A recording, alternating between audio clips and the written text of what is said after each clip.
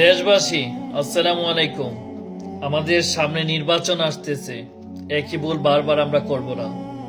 আপনারা জানেন, নির্বাচন গনিয়ে আসলে যে মেম্বার কিংবা চেয়ারম্যান বেশি টাকা পয়সা খরচ করে, আমরা তাদের পিছনে দৌড়াই, 2-4 হাজার টাকা যেন পাই।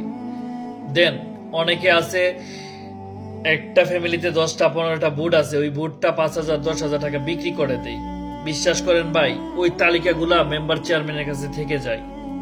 দীর্ঘ 5 বছর সে ক্ষমতা থাকা অবস্থায় আপনার ফ্যামিলিতে একটা না একটা সমস্যা আসবেই। হয়তো জায়গা সম্পত্তির সমস্যা, হয়তো মারামারি সমস্যা, হয়তো বা বিয়ে শাদীর বিষয় নিয়ে সমস্যা, যে কোনো একটা প্রবলেম হবে।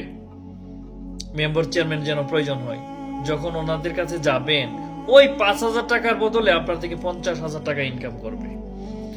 সো আপনাদের কাছে অনুরোধ করব, ন্যায্য ব্যক্তি দেখে, রিক্সা ড্রাইভার হোক, গরিব হোক, প্রবলেম নাই, যার জ্ঞান ভালো, যার মেধা ভালো, তাকে নির্বাচিত করবেন, যার দ্বারা উপকৃত হবেন।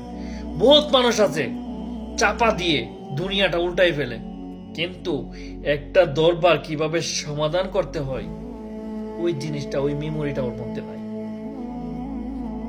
একটা বহুত মানুষ আছে যে এইভাবে চাপা বাইরেতে পারে, যখন একটা শালীন বসে, যখন একটা সমাজে সব মানুষ বসে, তখন একটা কথা বলতে পারে না।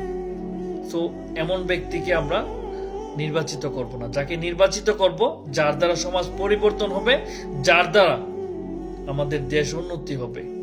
একই ভুল বারবার করব না। এইবার আমরা ভোট বিক্রি করব না এবং ন্যায্য ব্যক্তিকে আমরা নির্বাচিত করব। সামনের 5 বছর যেন আমরা খুব ভালোভাবে চলতে পারি, ওই রকম মানুষকে নির্বাচিত করব।